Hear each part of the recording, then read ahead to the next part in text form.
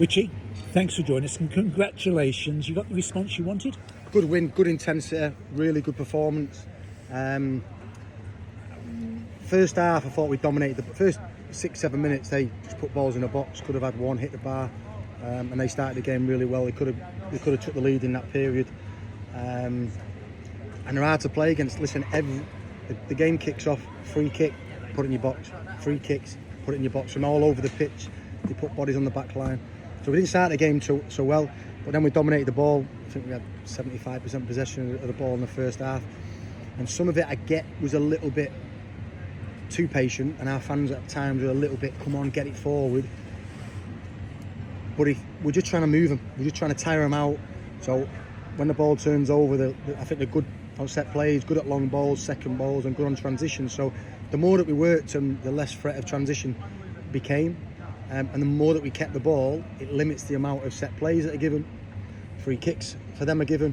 Throw-ins, because for me, that was the only way that they was going to score today. So really pleased with the first half performance. I thought we dominated the ball without troubling their goalkeeper too much. I thought Aaron had a couple of runs, it was a big threat. And then second half, I thought it was excellent, both in terms of getting the goal, still dominating the ball, but then when they go long at the end and put even more bodies on the back line, I thought we defended our back line, defended our box really well.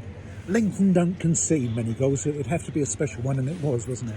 Well, we've been asking Idris to do that. We watch him in training all the time. He frustrates the life out of me sometimes. That when the ball's in certain areas, especially when it's on this side of the pitch and you're playing on the left side, make runs in the box. It looks great when you come to the end of the season. And you've got 10 goals and 10 assists. People go, he's got 10 goals, 10 assists, that's good.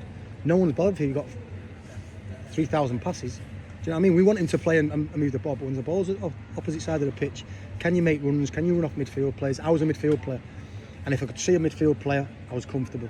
As soon as people started running off the back of you, it makes you think, oh, do I track him? Do I not? Do I pass him on? If I track him, you've less space to play. So I'm really pleased for him.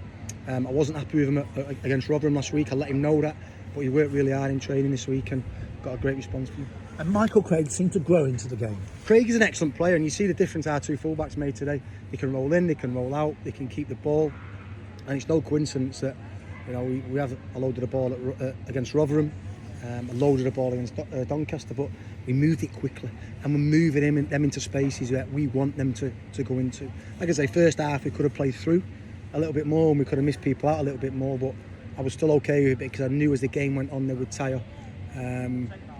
The spaces would come. We was unlucky with Aaron's chance. That's top level. That 1-2's like real top play. So I'm pleased with everyone. The intensity of the duels, and be a team. Be a team both in and out of possession. Not just flickering out with the ball every now and then. Be a team out of possession, and I thought it was that. A clean sheet for the goalkeeper, Keelan Cahill, of course, and Omar Beckles and Dan Happy, who I thought had a very good game. But all the back four goalkeeper excellent, but they never arrived at our boxing from general play. They never played through us. Our press was good, our intensity was good, we was aggressive, and they never played through us to get to our box. The only danger is if we give a foul here, it's a long ball in your box from a free kick. Every free kick is, they're really good at it, really effective, and it's difficult to play against, and that's why they've had such a good start. But when you're defending long balls, you need your two centre halves to stand up, and I thought they did, especially in the last 10 minutes. It's so important to get this result against a very good team just ahead of the break with the Virtue Trophy and then the FA Cup coming up. Yeah, it was just, we want to get momentum. We want to get a momentum, and we see how powerful momentum. You look at a club like Bolton who get 2 last-minute goals against Huddersfield and scored the last minute today against Cardiff. Momentum is massive, but it's important how we realise how we get that momentum. And if we play at that intensity today, that will stand us in good stead. We've got good players. It's so difficult when you get a brand new group of players, knowing what they like, knowing what I like, the intensity they want to play at, socially, as people. We've had to really, really break it up and start over again. But I feel like the changing room after I'm starting to feel something.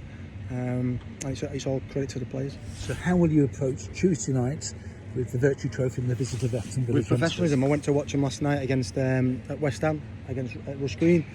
Me and Dan McAloon went, so it's important that I have an idea of, obviously they've got that many players, they can bring players in and out, but the way that they play, any weaknesses physically about them, so it's important that we don't lose the game. I want to win the game to continue the confidence. It'll be a totally different team, obviously, but I think it's important that we win the group, so then we're not travelling to Exeter or Plymouth. At least we can have it in our own hands with being at home. I would definitely appreciate that. And then, of course, the weekend off before that match on Monday at Tamworth. Yeah, the FA Cup comes alive. It was a great time of year. The first round of the FA Cup. The FA Cup was brilliant for us last year, both in terms of we've put this club on the map in the last few years in terms of our league form, style of football. But then we really put it on the map in a worldwide stage, playing Manchester City here. I nearly said Man United because I don't like Man City. I nearly, we put it on the map. We nearly beat them.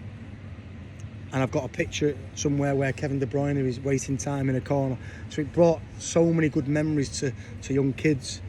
And to get to that level, that round, to maybe get a Man City, a Chelsea, a Manchester United or Arsenal, whatever it may be, you need to go away and dig in and fight against a non-league team. And that's what we'll do. The fact that it's on a plastic pitch, will that have an impact on your selections with players that have had injuries? It won't be an excuse.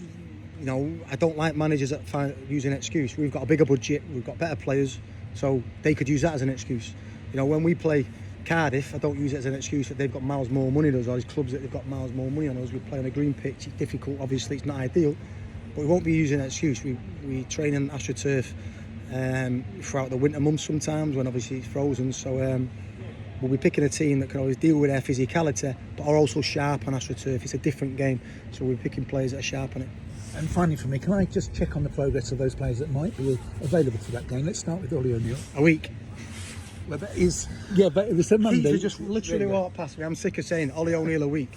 And Ollie O'Neill's getting stuff as well. Okay. Because I can only report on what Ollie's initial diagnosis was 7 to 10 days. And 3 weeks on, it's still 7 to 10 days. He's out on the grass running. He ran before the game. So hopefully it'll be a week. It won't be risked at Tamworth if there's any doubt. I don't want to risk him. Big player for us, so he won't be risked. Anybody else? Alfie Lloyd for Tuesday. Alfie Lloyd, we're probably going to start Alfie on Tuesday and give him 25 minutes. We'll start and then bring him off because obviously then he's had a proper warm-up. He's not sat on the bench for an hour and a half, and then we're bringing him off for the last 25 minutes. So hopefully if he gets through training on Monday, he'll start and we'll see him for 25 minutes. Zekabir obviously back in the squad today. Anyone else? Yes, let's have an update on Theo Archibald and Jordan Graham. I saw on the pitch before the game. Theo's in there, full of beans, trained all week, and he's getting closer. But if you know Theo, he wants to run before he can walk. So again, the medical team are just being overprotective. He's on a long road, and he's right at the end of that road, so there's no point in cutting any corners. But he'll be back pretty soon. And is Jordan Graham in your plans? Jordan Graham's a little bit further behind. He's not joining full training now yet. Sorry. Whereas Theo's joining full training now for nearly 2 weeks, so he's a little bit behind. Again, we just want to look after first of all their mental state, but then obviously we don't want them breaking down. It's important, especially for Jordan. He's a little bit older, and it'd be really tough if he breaks down again. But we're just doing everything by the book. And Keaton has obviously been experienced at these kind of injuries, and hopefully we get it right. Thank you. All right, pleasure.